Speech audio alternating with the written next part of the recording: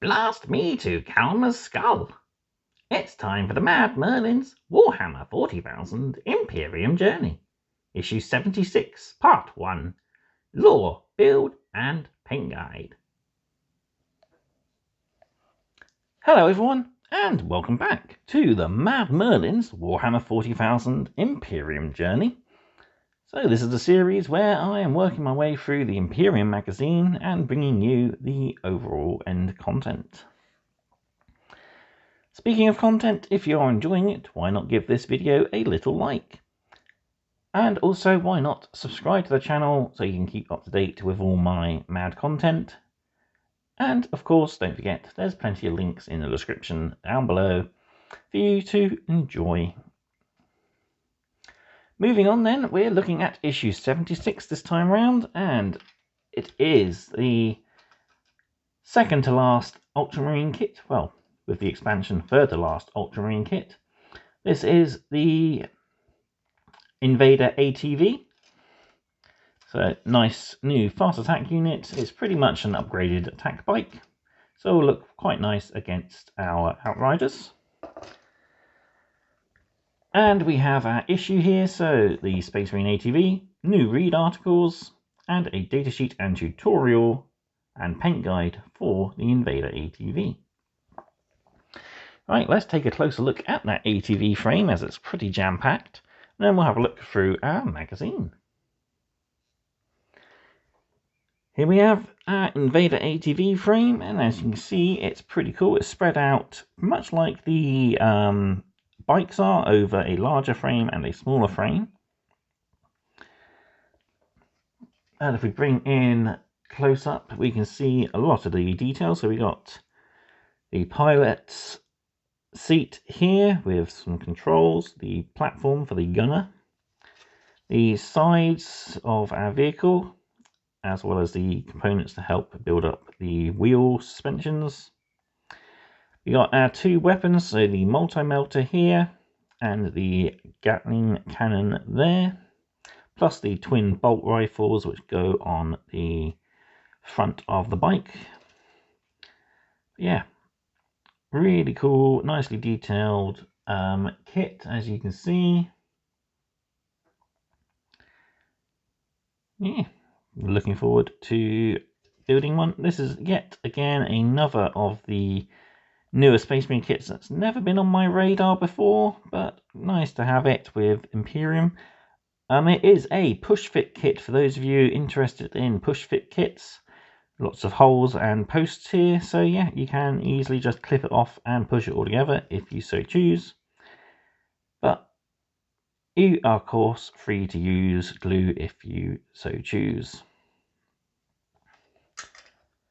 And then we have our second little frame here. So we got the gunner arms, the driver arms and handlebars there.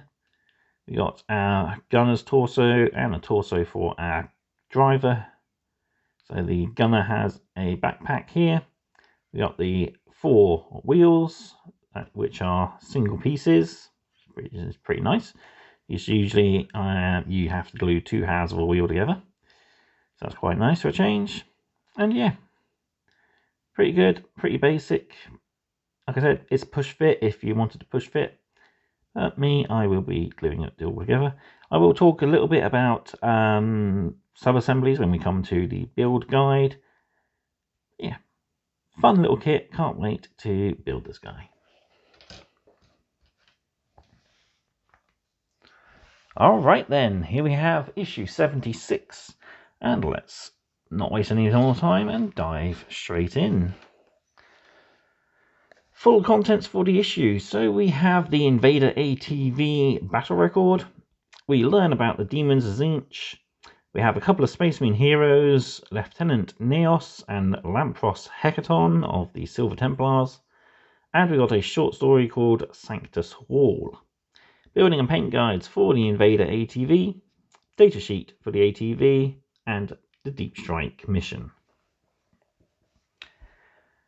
Okay, let's start off then with that battle record. The Invader ATV Swift Moving Scout Unit. Space Marine strike forces are designed to hit hard and fast, allowing their foe little time to react. Invader ATVs are often deployed to scout, outflank, and harass the enemy, disrupting enemy positions and allowing the rest of their battle brothers a complete and swift victory. Yeah, pretty cool. It's basically a go-kart with a gunner. So we've got the Onslaught Gatling Cannon as the standard equipment, and we can also swap it out if you so chose for the multi-melter.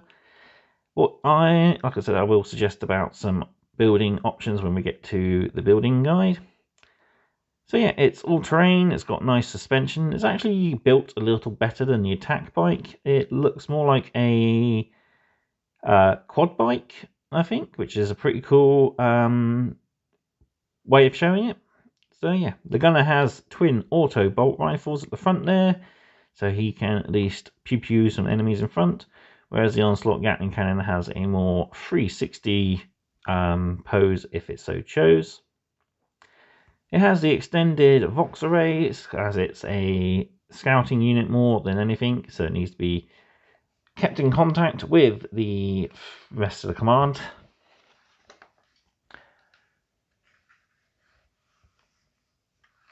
If I can get everything on my camera properly. Alright, let's take a look at the battle records rear side. So we have the name of the actual ATV itself, which is Valorous One. Sounds like a song, really. He is the Valorous One. Oh, I can't sing. Yeah, the crew honours, they have campaign badges for fighting in the Ramazes system. The driver's name is Denator Lucarius, and the gunner's name is Lycaris Ominor. And the Gatling Cannon's name is Lead Spitter. So we don't actually have a name for the multi-melter, but Ember Ire and Revengeance are both pretty suitable names for that, I think. The Ember Ire sounds more multi-melter, and Revengeance could be for either of the two. But yeah, we got the charts, we got the spaces to fill them out if you so chose, but it's a nice fun little bit to add to our games. Moving on then, we have faction focus on the Chaos Demons of Tzeentch. So another inquisitorial report from Rodrigo Pike focusing on the demons of Tzeentch. So Tzeentch is the Changer of Ways, a very psychically focused god. He prizes knowledge and understanding of lore over all else. He's not exactly the strongest of the Chaos Gods, and is often laughed at by his brother demons. But yeah, Tzeentch is ever plotting and changing things to benefit himself. The majority of Tzeentch's legions are made up of the Horrors. There's also things like the Screamers, the Flamers, and of course our greater demons. So we've got the two-headed Kairos Fate Weaver there, who is a Lord of Change. So yeah. Here we have the Horrors, so vaguely humanoid creatures with plenty of tentacles, giant mouths filled with teeth, and multiple arms as well. So there's 3 different levels of horror. Your standard pink horror. If a pink horror is defeated, it will split into 2 blue horrors. And if a blue horror is defeated, it will split into 2 brimstone horrors, which are perpetually on fire. Heralds are bigger, badder horrors. They are often seen riding on discs of Tzeentch pulled by Screamers, or are sometimes seen on their own, casting spells and boosting their fellow horrors in battle. Finally, the Lords of Change are the greater demons of the Tzeentchian demon horde. Very avian-like, they're monstrous forms with wings, claws. And yeah, greatest of the number is Kairos Fate Weaver, who is doomed to always see the past and the future, but never see the present, poor guy. Moving on, we have some background on some of the newer Space Marine chapters and the characters. These are Lieutenant Neos, who is a lieutenant of the 4th Company of the Silver Templars. Lieutenant Akron Neos has earned a reputation as the greatest swordsman in the Silver Templars' 4th Company. Dozens of battles have been ended by a single thrust from his relic blade. So for those of you who remember the end of Conquest, we were given the option to purchase the Silver Templars paint guide, which came with 5 intercessors and a lieutenant with power sword and bolt pistol. And this is pretty much the lieutenant we painted. So yeah, he's one of the newer Space Marine chapters. The Silver Templars are pure Primaris, so there's no Firstborn within their ranks. He wields a relic blade known as Storm Point, gifted to the chapter by Marneus Calgar, and he earned quite a bit of victories during the Plague Wars where Mortarion assaulted the Ultramarines' homeworld. Another character of the Silver Templars is Lampros Hecaton, so this is the Grand Oathkeeper, who is a High Chaplain. The Silver Templars place great emphasis upon honour and ritual. An oath, once sworn, must be fulfilled. It is the task of the Grand Oathkeeper to record these sworn promises in the chapter's records, ensure they are fulfilled, and honour those who die in the course of completing their task. And also smack your croziers over the heads of those who deviate too much, if you so chose. Yeah, he's pretty much a generic chaplain. He's just got a few extra icons, like the crozier's head here has got some of the Silver Templar storm bolts off the side. And yeah, he is sworn to obviously help keep the oaths of all the warriors under his command, and he is personally charged by watching for future members of the company's chapter's 1st company.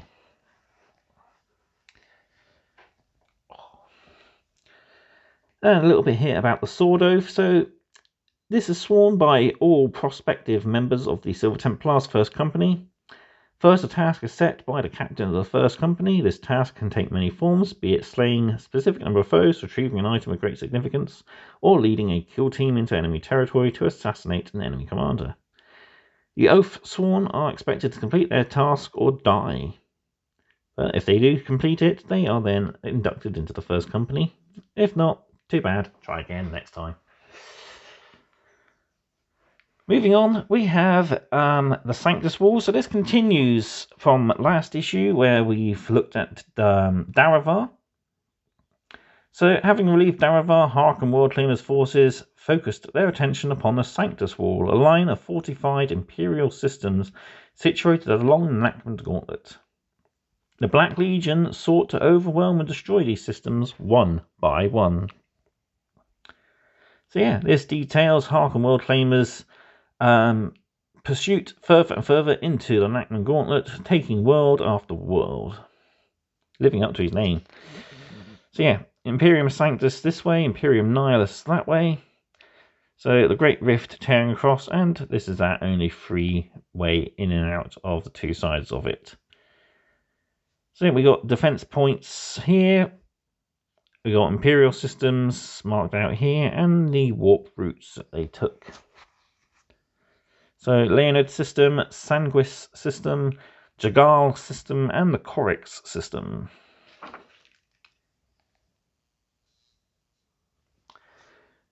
So the Battle of the Narrow was a vicious space battle. So Admiral Priska and her hastily gathered fleet reached the Grakelold Narrow just as the spearhead of Hark and Worldclaimers Armada hove into view. Either side of the Harrow, though, the swirling vortexes of the Great Rift were tearing the two fleets to pieces. This at least did have the benefit of preventing the Chaos fleet from bringing its full strength to bear, but also hampered the Imperial fleet just as much. And the epilogue: despite suffering devastating losses, Admiral Priska's fleet achieved a tactical victory. World Claimer's forces had been delayed long enough for the Indomitus Crusade fleets to reach Sanctus Wall and begin reinforcing its beleaguered worlds. So she was presumed dead, sadly, and celebrated for heroism, and declared a saint in the eyes of the ecclesiarchy. So she didn't do too badly. Moving on then, we have our build guide for the Invader ATV. Out the way. Hair. So yeah, we are pushing the wheels in place. One thing you could do if you wanted, cut away these little nubs here. That will lock the wheels in place, and you could leave it so your wheels move. It's up to you if you wanted to. Why not? But yeah, so we're just building the front wheels like so. Back wheels are pinned in place like so. Do that on each side before we sandwich the actual chassis between the two sides.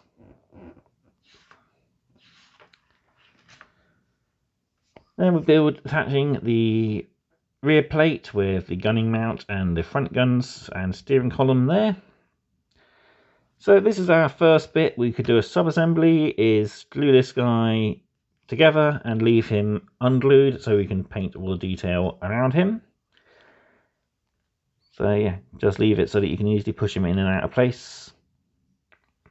And it shouldn't be too hard. And then we got the gunner, so we got the exhausts which go underneath his platform. Then we glue the gunner in place, and this is, you could glue him into his feet if you wanted, but you could let him be removable so you can reach all the detail at the front. And here we have where what we could do is our second sub-assembly. You could easily build up each of the two guns, and if you leave this guy's arms unglued at the weapon mounting, as we'll see over the page. So if you just glue the arms onto the torso and not into here, you can easily just pull them open a little bit so you can swap between the Gatling cannon and the multi-melter. But yeah, we do have the build guide there for the multi-melter. It's pretty cool. Luckily, we do use different shields for the guns, so you can easily build them up without having to swap in between. And yeah, it looks a pretty good vehicle, and hopefully it will prove pretty nice and deadly for our games. So I can't wait to actually use one of these, see what all the hype's about, and maybe pick up an extra 2. Okay then, looking at our paint guide, so we are actually painting the majority of this vehicle black, as a lot of the underside and the wheels are all black.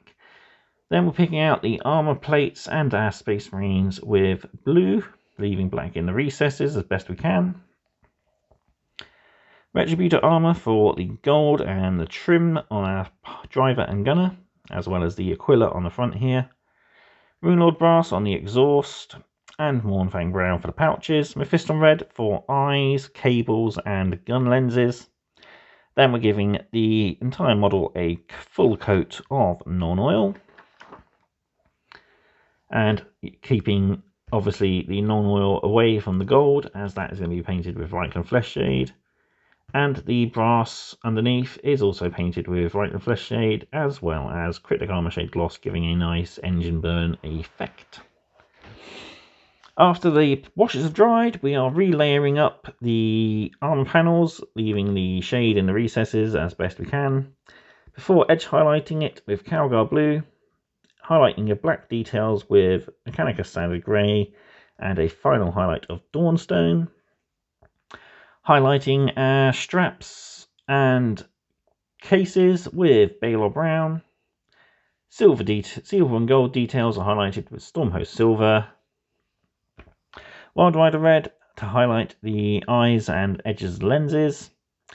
Then Corax White is used to paint the screen, which is then done with Tesseract Glow and an edge of White Scar, before we have a finished ATV.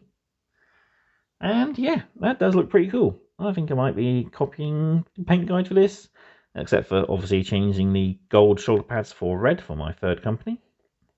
And yeah, I'll be putting a few transfers on this guy as well to help tie him into the rest of my collection. So yeah, we'll look at his rules and the battle in the next video, but that is it. Let's bring back in ATV, and I'll give you final thoughts for the issue.